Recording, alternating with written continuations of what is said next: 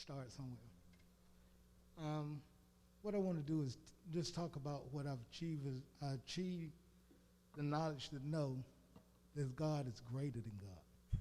He is greater than good. I want to talk about my mom.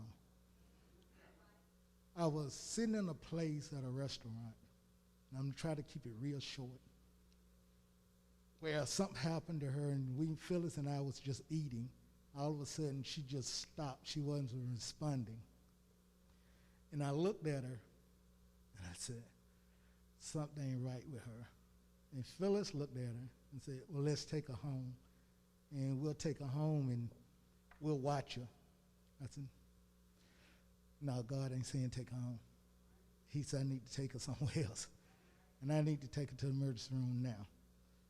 And I went down and took her, and what happened was they had to rush her to Emory because she was having a blood bleeding. She had an aneurysm. In the middle of the aneurysm, I was telling God when we was in Emory, I said, look, God, just do whatever you got to do. Let it be your will. I'm comfortable. I'm okay. Just let it, whatever you got for her. And the doctor said, we're going to have to operate. I said, doctor, can you give us the in the morning? Just don't make a decision right now. Just wait till in the morning. He left, and I went over there and laid hands on her. Now, I don't lay hands on nobody.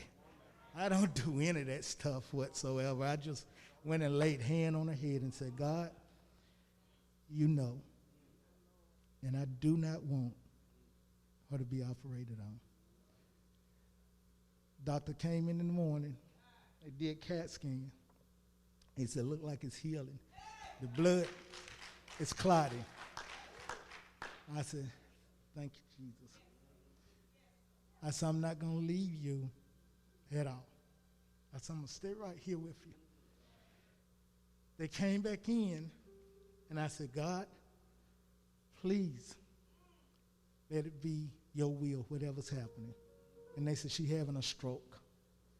And he said, under the circumstances and the stroke she had, it may be 1.5 years to 2 years to where she get back normal, or either consider just a little. I said, devil, you was a lie.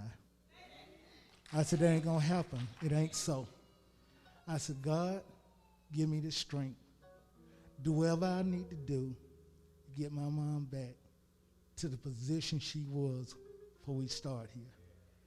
I said, just give me the strength to do it. When we left the hospital. She couldn't speak. She couldn't talk. She couldn't do any of that stuff anymore. So we had a speech therapist come in, and he said, it's going to be a long time. I said, no, it's not. I said, God got me, and I got her.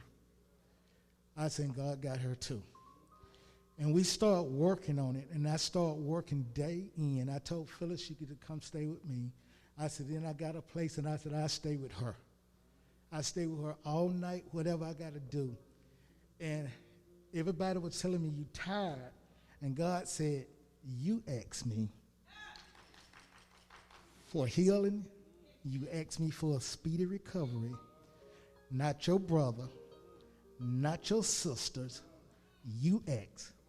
And when you ask me, you ask me for much, and much going to be required from you. And I said, I hear you, God. Not my brother, not my sister. I'm going to have to be the one to do it. And I started studying her, and I started training her, and I started working with her, and I started teaching her how to read, how to talk again. I started teaching her about time, teaching about the clocks. I went and bought clocks. I went and bought everything. And God said, let me tell you something. Before this all happened, you tried to get your mom to move. You've been trying to get her out of that place in that apartment because she's been having problems with all this CPO and everything's going on with her. You were trying to get her to move. He said, let me show you what I did. I said, okay, God, what's going on? He said, I had to go through all of this process to get her. Now you move her 5 minutes from you where you wanted her to go, but she didn't. He said, all the thing I do work for the good. He said, everything I did was for his good. Now my mom stay in the facility. She has not used the inhaler in 3 months. The doctor said they can't even find nothing wrong with her like that. And I just keep thinking, I said, God, you got a sense of humor. You went all the way around that way to get my mom to move 5 minutes from me. He said, my way ain't your way. It's as far from the east to west.